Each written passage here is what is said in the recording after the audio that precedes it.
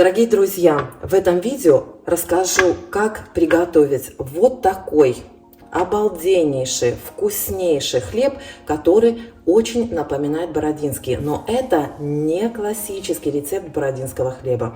Говорить буду долго и много. Постараюсь дать как можно больше полезной информации. Рассказать о каждом шаге. Видео для тех, кто любит и хочет научиться печь хлеб. Если вы не любите возиться с тестом или не любите долгие говорильные видео, это видео не для вас. Давайте, друзья, сначала покажу, какие продукты нам понадобятся для этого хлеба и какой инвентарь я использую. Если вы печете хлеб, то наверняка большинство из этих продуктов вам известно и, скорее всего, они у вас присутствуют дома. Ну, конечно, для ржаного хлеба я беру ржаную муку. Не знаю, какая она, обдирная или не обдирная. У нас она просто продается как ржаная мука. Она вот такая светлая, и нет в ней, знаете, вот как в цельнозерновой муке есть такие вот темные кусочки. Здесь такого нет. И я использую белую муку с высоким содержанием белка. Вообще профессиональные пекари рекомендуют брать муку с высоким содержанием протеина, не менее 11% белка, чтобы было в муке. Многие мои зрители пишут, что это не имеет значения. Я считаю, что имеет, поскольку много экспериментов проведено, и чем выше содержание белка в муке, тем лучше получается хлеб. У нас такая мука называется сильная, стронг или хлебная мука. И вот в этой конкретной муке 11,9% содержания белка. Вот такую муку я буду использовать. Понадобится для этого хлеба темный ферментированный солод. Я его пересыпаю в баночку и держу плотно закрытой. И вот так вот этот солод выглядит. Смотрите, вот такой вот порошочек темный. Есть еще белый солод, если вы знаете, наверняка знаете. Вот нам нужен именно темный, который перед помолкой обжаривается. Я беру солод вот такой фирмы, вот такой солод. У меня просто я его пересыпаю в баночку. Когда-то в свое время я его заказывала на Озон, и я совершенно уверена на 100%, что такой солод и есть в магазинах в России. И его можно купить онлайн тоже, если вы живете в англоговорящих странах. Обязательно понадобится патока. Вот эта патока у меня заказана с польского сайта. А вот так вот она выглядит в англоговорящих странах. Называется она Black Treacle. Можно добавить в этот хлеб мед, но это будет совершенно другой рецепт, друзья. Имейте в виду, когда вы пишете в комментариях, что вместо патоки можно использовать мед или то, или сё. Да, можно, но это будет совсем другой рецепт. Я беру для этого хлеба кориандр и очень люблю этот хлеб с семенами тмина. Он называется caraway. Вот такие семена, я их перемалываю в кофемолке. Ну, не люблю, когда они вот так сильно хрустят на зубах. Вот и все, что понадобится. Да, самое главное, закваска. Вот она, моя закваска. Я только приехала из отпуска, вынула закваску сегодня, чтобы ее немножко освежить и подкормить. Вот это пшеничная закваска. Вот смотрите, как она выглядит после 10 дней в холодильнике. Вот. Сейчас добавлю вот сюда, независимо от количества закваски, я добавлю сюда 50 грамм воды, 50 грамм муки. И сразу поставлю в холодильник. Ой, как она вкусно пахнет таким кисленьким хлебушком. А вот это у меня ржаная закваска. Вот смотрите, как она поднялась. Я ее вынула из холодильника тоже, чтобы, ну, как бы немножечко ее освежить. Выпекать хлеб буду вот на этой ржаной закваске.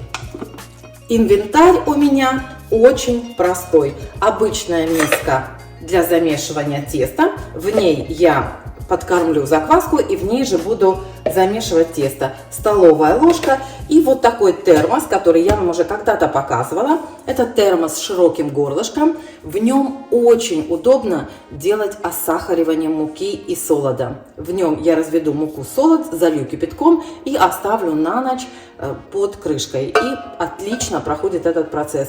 Если у вас нет вот такого термоса с широким горлышком, то в обычном термосе делать это не рекомендую. Масса получается очень густая, ее потом практически невозможно выковырять из термоса. Лучше всего возьмите обычный контейнер, плотно закутайте этот контейнер в одеяло, оставьте на несколько часов или на ночь, как это делаю я.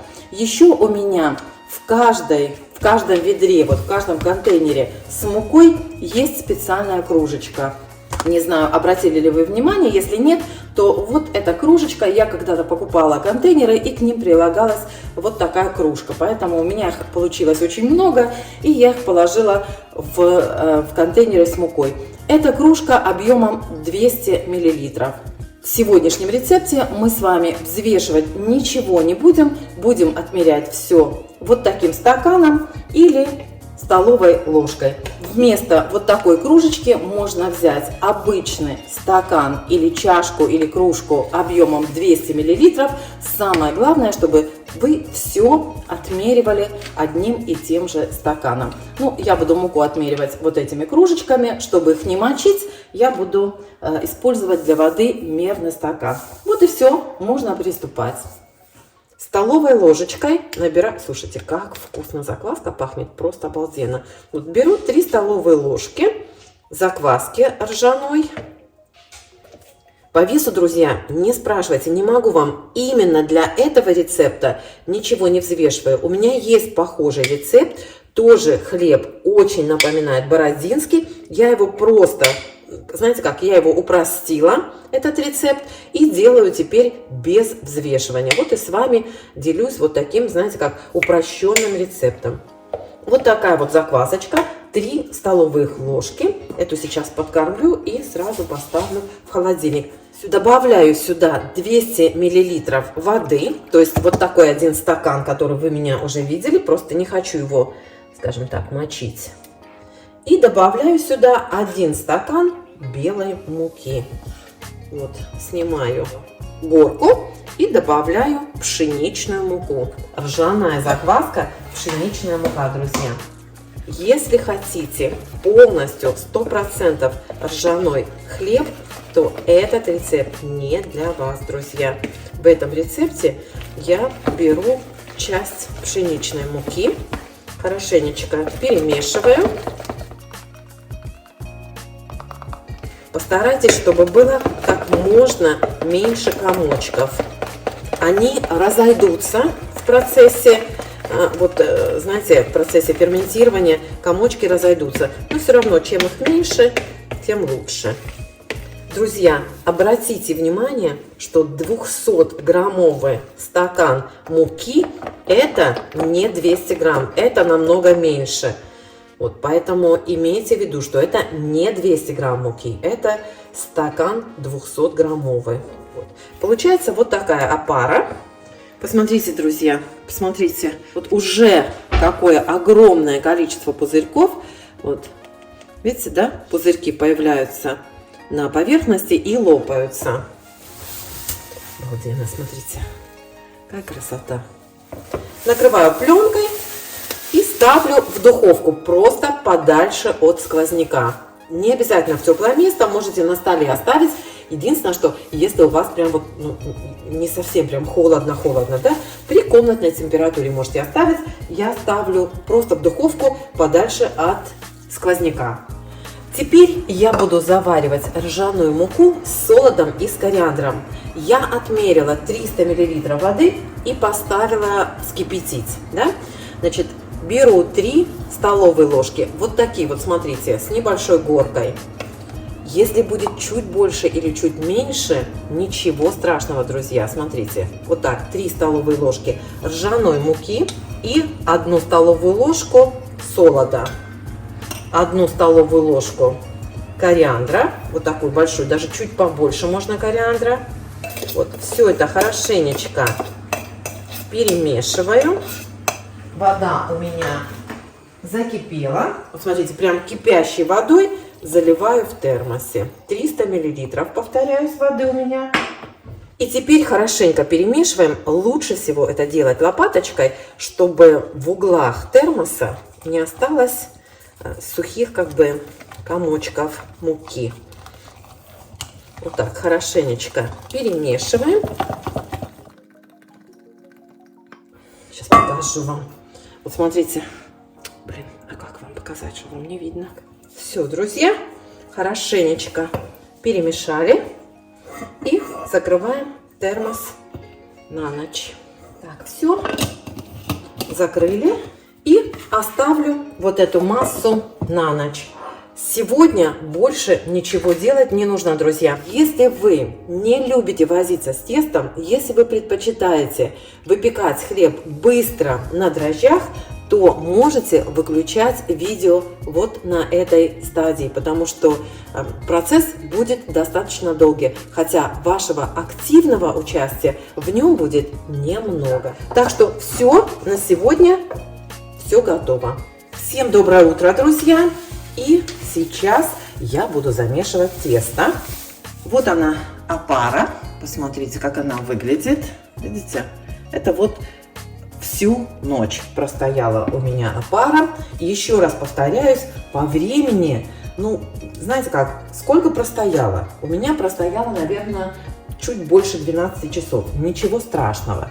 Теперь в эту опару нужно добавить все оставшиеся ингредиенты и замесить тесто. Вот эта масса, которую мы с вами осахаривали всю ночь, получается очень-очень густая. Поэтому ее нужно будет размешать отдельно, для того, чтобы потом в хлебе у вас не оставались такие, знаете, не промешанные комочки. Вот просто для удобства, чтобы вам показать, я переложу эту массу в белую миску. Переложу именно в светлую миску, чтобы вам было лучше видно. А так я обычно сразу перекладываю вот сюда к опаре.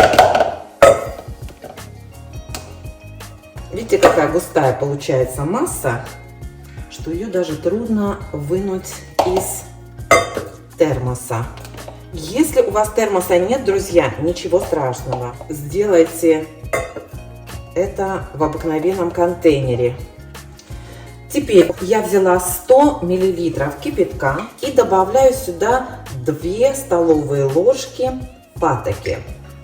Вот так прям полностью. Почему взяла горячую воду, друзья? Потому что патока просто легче в ней растворяется в горячей воде. Размешиваем. Сюда же можно добавить 1 чайную ложечку соли. Помните, да, что у меня ложка маленькая, поэтому я добавляю 2. Хорошо растворяем патоку. Я ее прям вот сюда добавлю, чтобы промыть термос. И переливаю эту воду вот сюда в заварку.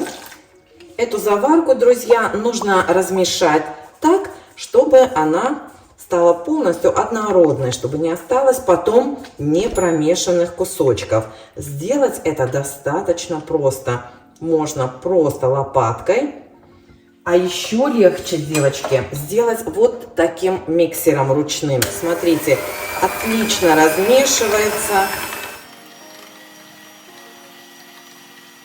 Вот и все. Видите, все буквально несколько минут. Масса стала однородной. Обычно, девочки, я это делаю все вот в этой миске. То есть все складываю в одну мисочку и прямо сразу там замешиваю вот этим миксером тесто. Очень просто, все удобно. Посуда намного меньше пачкается. Просто вот сейчас делаю так, чтобы вам было лучше видно. Теперь все смешиваем. Перемешиваем с закваской. И вот на этой стадии, друзья, можно добавлять семена подсолнечника, тыквенные семечки, если хотите. Я сейчас добавлю сюда семена тмина. Я их перемолола. Добавлю примерно 2 чайные ложки. У меня здесь, наверное, 2 чайные ложки есть. Вот если остаются какие-то, смотрите, комочки, то постарайтесь их хорошо размешать. Но они все равно потом еще размешаются, и их будет не очень сильно заметно. Вот видите, вот эти вот комочки мелкие, они потом будут как бы не промешанными кусочками в вашем хлебе. Поэтому старайтесь все это хорошо размешать. Добавляю в тесто полстакана белой муки, и она нам больше не понадобится. Вместо белой муки можете добавить полбяную муку или овсяные отруби, все, что хотите. С белой мукой тесто просто лучше поднимается. И теперь тесто буду домешивать только ржаной мукой. 1 стакан добавляю. Кстати, очень удобно. Я сейчас возьму обратно свой миксер и буду домешивать вот именно миксером, а не лопаткой. Все-таки тесто густое получается, и его трудно замешивать лопаткой. Хотя вполне возможно, ничего страшного нет. Домешивайте, как вам удобно.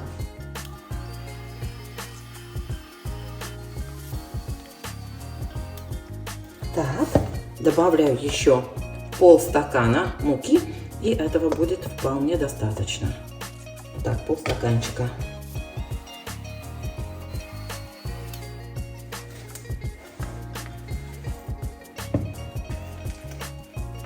Ну вот, друзья, смотрите, какое получается тесто. Оно получается густое и вязкое. Если хотите добавить еще чуть-чуть муки, вполне возможно, буквально 1-2 столовые ложки. Вот тесто будет, кстати, можно так и сделать. Вот, можно так и сделать. Буквально вот 1 столовую ложечку еще можно добавить. Вот и все. И тесто готово.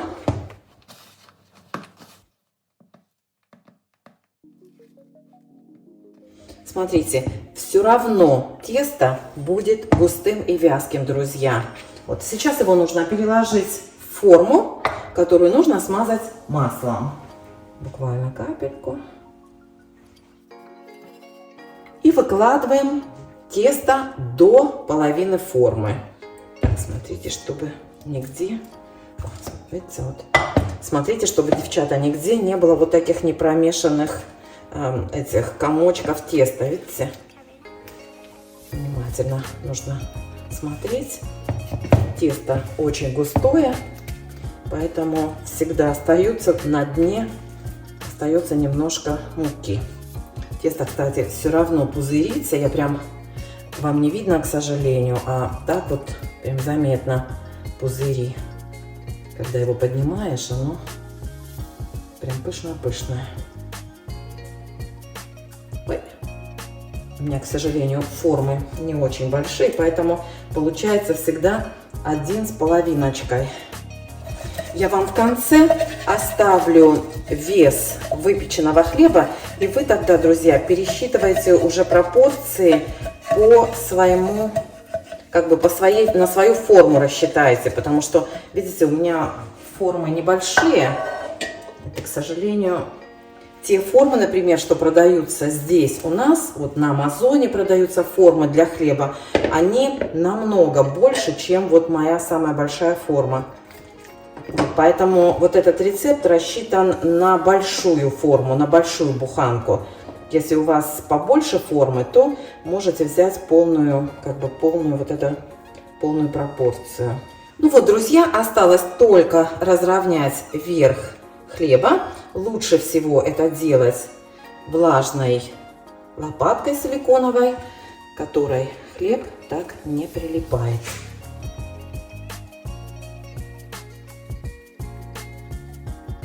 Вот так разровняли верх, и теперь ставим хлеб на расстойку в теплое место, пока полностью не поднимется до верха формы. Вот и все.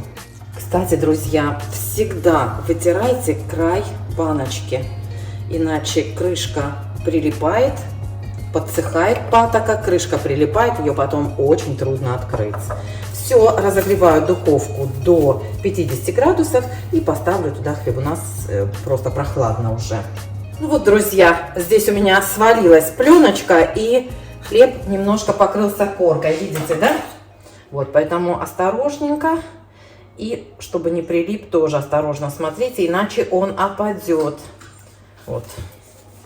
Что я сделаю? Я слегка спрызну водой. Духовка у меня разогревается до 200 градусов. И слегка присыплю тмином. Вот так сверху. Водой присыпала только для того, чтобы, знаете, хорошо закрепился этот тмин, порошок. Даже трогать вот это не буду, друзья, потому что сразу опадет хлеб. Немножечко не до конца поднялся еще, но он еще в духовке поднимется слегка. Так, вот и все. Хочу сказать, что тесто поднималось у меня очень долго, примерно около 5 часов. Именно по этой причине вот этот хлеб я начинаю выпекать вечером. То есть я ставлю опару, заварку с вечера, утром замешиваю тесто, и в течение дня оно у меня спокойно подходит, и потом я его выпекаю. До утра этот хлеб у меня будет еще дозревать, вызревать. Разрежу я его уже только тогда, когда он полностью у меня остынет. Вот именно этот рецепт я делаю вот так, чтобы, ну, знаете, не торопясь, спокойно, чтобы все было хорошо. Пупсик, что делаешь? Печенюшки ищет себе.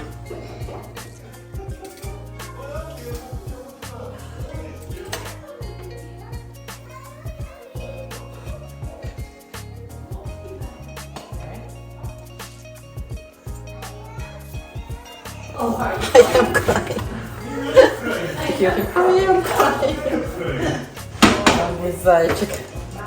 Так, все. Ну вот, друзья, час у меня выпекался хлеб. Посмотрите, какой получился темный, хороший, ароматный. Теперь положу вот так в мешочек или накройте полотенцем и дам хлебу остыть полностью. Он должен еще дозреть. У меня сейчас 6 часов вечера. Я разрежу этот хлеб только завтра утром. Но не менее 4 часов его нужно полностью охладить этот хлеб. Все, до встречи, друзья. Еще хочу вам показать формы. Совсем он не пристал, но вот этой формой я пользуюсь чаще, поэтому, конечно, видите, вообще вот этой формой пореже пользуюсь. Чуть-чуть крошки есть на стеночках, видите, а так хлеб не пристал, ничего, все отлично, отошел и от формы, поднялся. В общем, все просто и вкусно. Единственное, что, конечно, вот по времени немножко процесс длительный. Ну, как видите, что я сделала? Я просто замешала тесто и все, потом ждала, пока тесто подойдет. Друзья, не могу держаться просто, послушайте. Послушайте.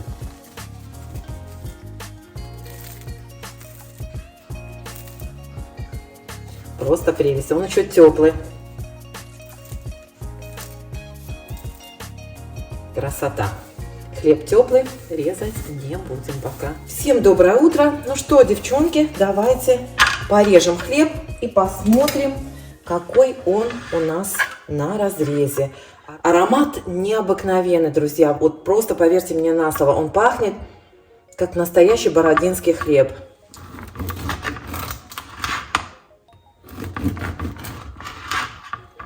И вот посмотрите, какой он получается на разрезе. Видите, да? Чудесный, обалденный, не липнет. Имейте в виду, девчонки, что если вы разрежете этот хлеб слишком рано, не дадите ему дозреть, то мякиш будет такой, знаете, липкий, и будут оставаться следы на ноже. Вот он будет прилипать к ножу. Видите, да, что нож совершенно чистый, хлеб отличный, дозревший получается. Вот посмотрите, какая красота. Посмотрите. Очень важно не разрезать хлеб слишком рано. Дайте ему хорошенечко дойти до ума, как говорила моя мама, и вот дать дозреть и вовремя его разрезать. Просто прелестный хлеб получается. Я понимаю, что у многих сложится впечатление, что это долго, нудно, заморочено. Нет, ребята, это все просто. Вам нужно сделать опару, заварку, на следующее утро все смешать, дать хлебу подойти, то есть спокойно занимайтесь своими делами, идете по магазинам, занимаетесь чем угодно, хлеб подойдет, поставьте его в духовку, спокойно ждете, когда он остынет, разрезали и получили вот такой, смотрите, шикарнейший хлеб. Всем удачи, всем шикарной выпечки!